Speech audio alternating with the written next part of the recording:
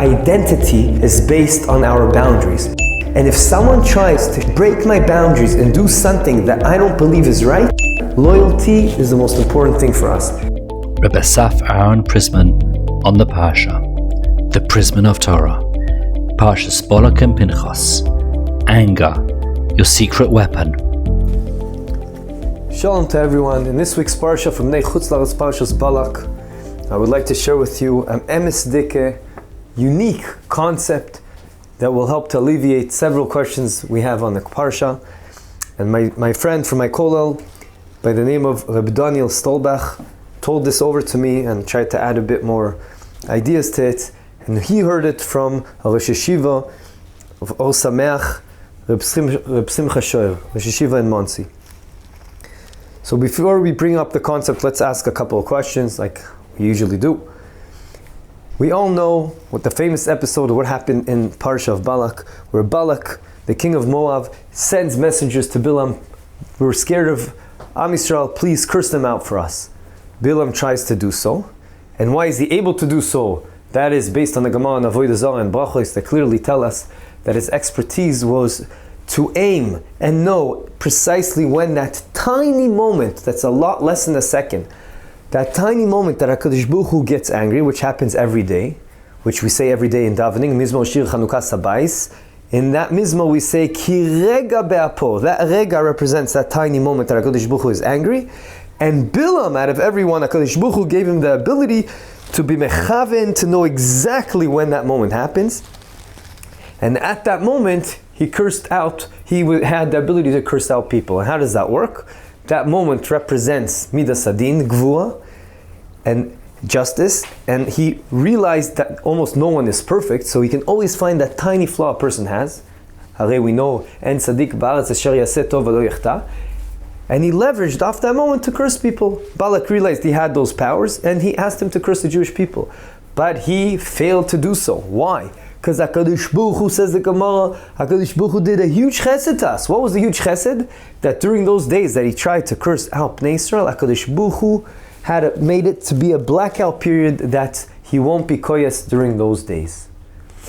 Okay, so next shlav, later on in the Parsha, Bilaam tells Balak, I have a different idea. There, HaKadosh Baruch Hu hates Zima, and therefore, he said, I have an idea. Get them to do a major sin that Hashem hates, and that is to be mizane. Get your woman to be with them, and that will create anger by HaKadosh Baruch Hu, and he'll wipe them out. Chas v'shalom.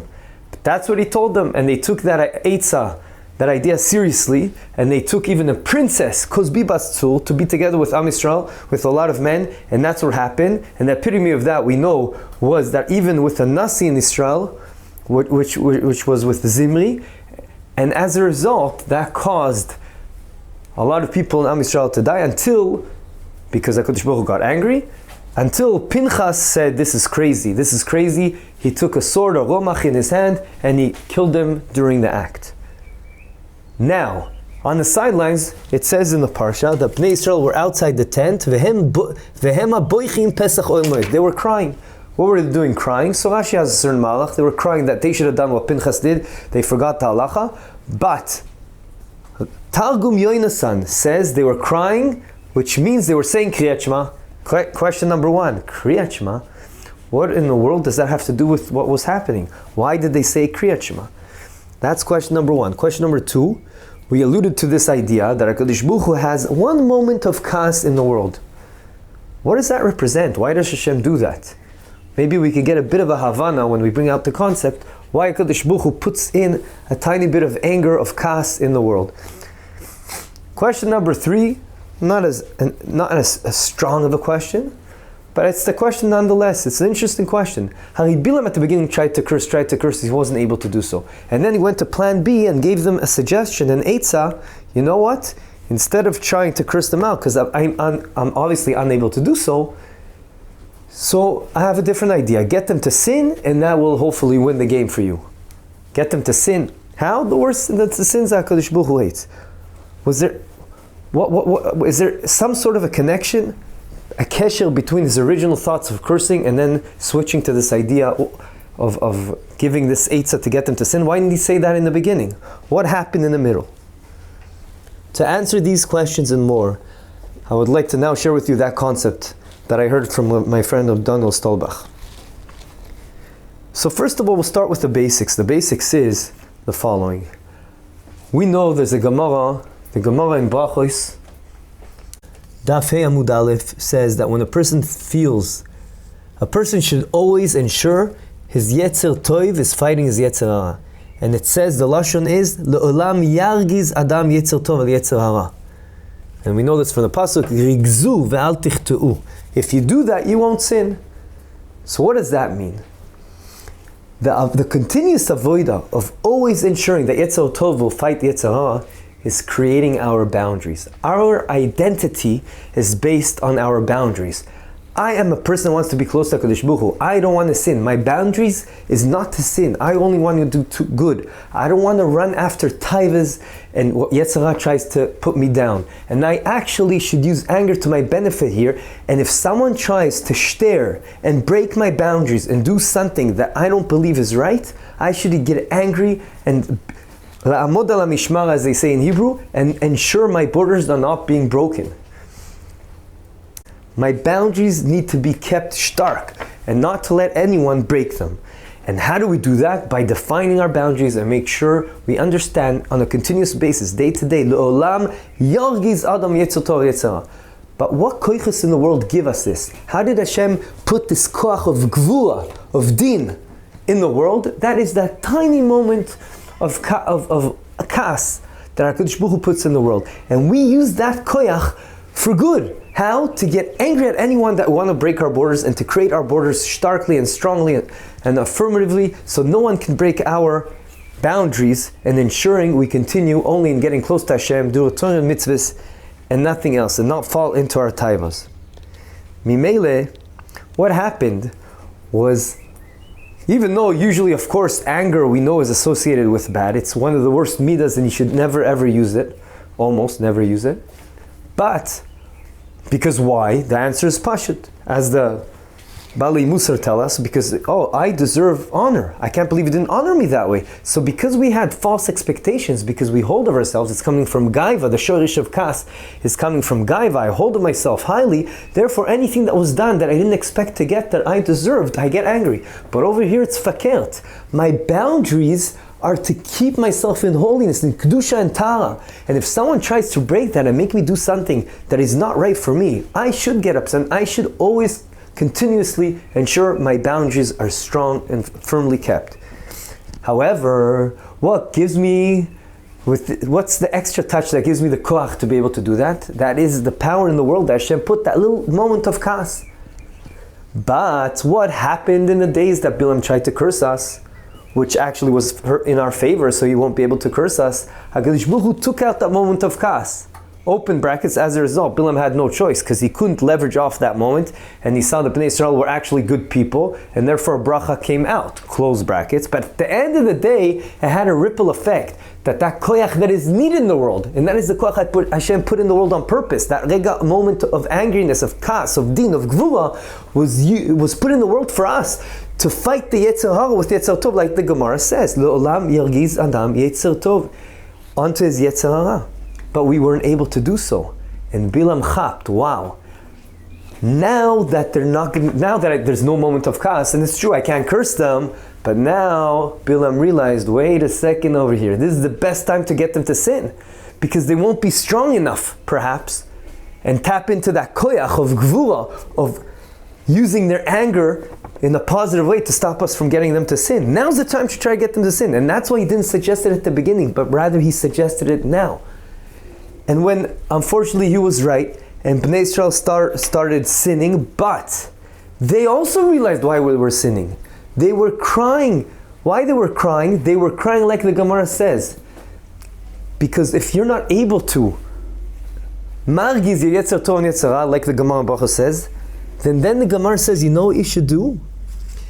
It says that if you're not able to do so, then you should say Krias Shema. Sheneema, it's the hemshech of that pasuk. Al mishkavchem, you say Krias Shema. So they were saying Krias Shema. Why should Krias Shema help? So that I want to add, because Krias Shema is all about getting all Machut Shamayim, realize what life is all about, that HaKadosh Baruch Hu runs the world, and all we want to do is get closer to HaKadosh Baruch Hu. Mimele, that should help them fight for the boundaries which represents their identity, which is getting close to Hashem. How can they get us to sin? And that's what they try to do. And what's so beautiful about it is because Krias Shema, we know, Chazal tell us, it's made of Reish Mem Ches, 248 words, which represents Ramach Everav, of a person, which represents a person. That is protecting the person. Pinchas, though, realized it's too little too late, as they say. After so much that has been done, so many sins in the world because of this, it's not enough just to say Krias Shema. You have to do more than that. And therefore he took his weapon, which is a sword, which is called a roimach. How do you spell roimach? Also, Reish Mem Ches, which is 248. And you use that to kill the people because it needed a maaseh. An action was needed to be taken. It's not enough just to say Krias Shema at this point. And through that action, Inachinami, it stopped the plague that HaKadosh Baruch Hu put on Yisrael because of their sinning. And what's even another nice idea over here is because the Gemara says, if even Krias Shema doesn't work, then the last resort is to think of Yom HaMisa, of death. And Pinchas showed them, this deserves death, and that could have triggered them to think of death as well. Mimele, that is what needed to be done to compensate for the lack of the anger in the world, which we tap into to ensure our boundaries, our identities are kept. This concept is exactly what Rabbeinu Yonasan says, that a person should be goyer beyama taiva. When taivas come to you, Yetzer Hara, and try to get you to do something, you should use this kas and fight against them. No, this is not who I am. Anytime someone tries to break your boundaries, your borders, then you get upset. This is me. You're not going to break who I am. And we have to be strong in that nekuda and realize life is all about being close to Hashem, being spiritually, being pure, and doing Ratzon Hashem. And anyone tries to share that, especially Yetzer Hara, we have to fight up against it. It's a true battle.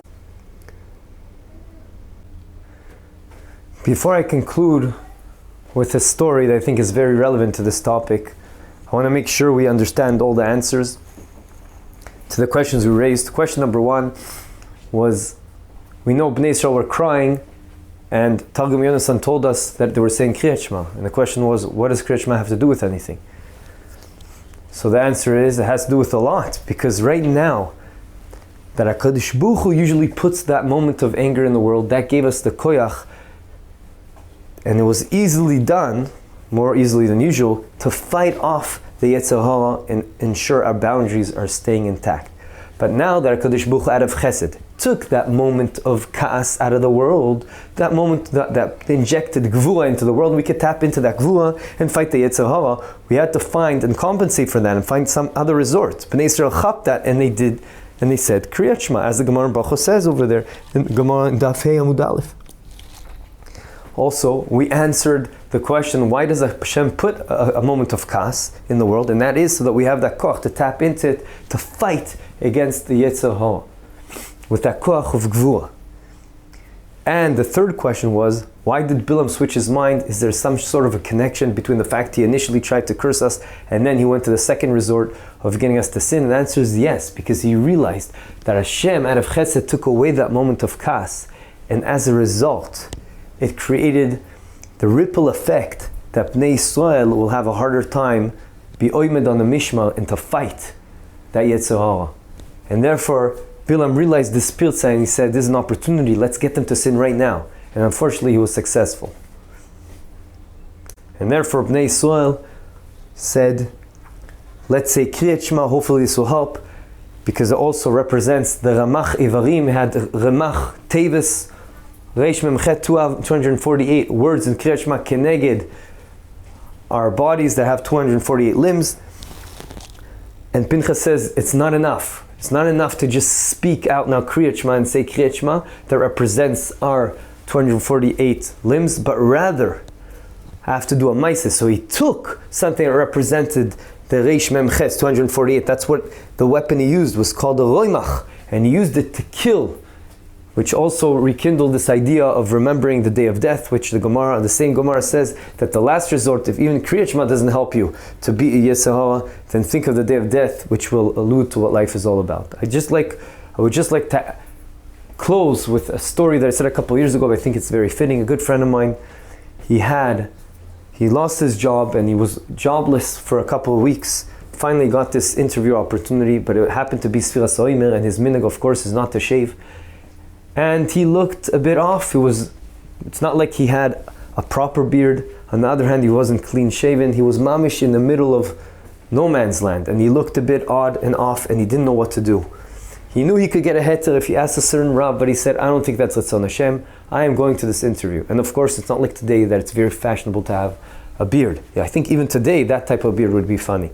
At the end of the day, he goes to the interview, and exactly what he was worried about presented itself as they said, we have one more question for you. Do you always look like this? Or today maybe you can get sued for asking such a question. But this is what happened, Maaseh Shehaya. And he said, in his heart, he said to himself, I knew it, I should have just shaved. But he answered them, I'll tell you the truth. I'm a Yid, and we have this concept that during this time, because of Talmidei Rabbi Akiva, they passed away, so we have this minhag of mourning, so hence I don't shave. Okay. A week passes after that interview. He doesn't hear back. He thinks it's game over. It's because I didn't shave. Why did I do that? A week and 2 days after, he gets a phone call from this company. Said, congratulations, you got the job. But we want to tell you something. We apologize. The reason it took us so long to get back to you is because there was some other person that was very tight, very close between you and him. And this other person actually was very good for the job, probably even better than you. But the reason we chose you is because we were very impressed by your loyalty to your religion. And we said, loyalty is the most important thing for us. And if you have such loyalty to your religion, surely you'll be able to have such loyalty to us as well. So you see that it's not despite, but it's in merit of him sticking to his boundaries that he was able to, through Siyata Dishmaya, of course, receive the job. Once again, everything's an optical illusion. It's all about our avodas Hashem, getting close to Hashem, and working on our middos, Torah and mitzvahs. Have a gewaldig Shabbos. Subscribe to our podcast, give us a rating, share with your friends, family, and neighbors. Visit our website, prismonoftorah.com. You can contact us from the website itself. We will be updating to a new website page or a new website name in the coming weeks. Thank you, Yonavefa, for your studio equipment. Podcast produced by Eddie Podcast Productions. Elelo Nishmas Leah Bas Yona.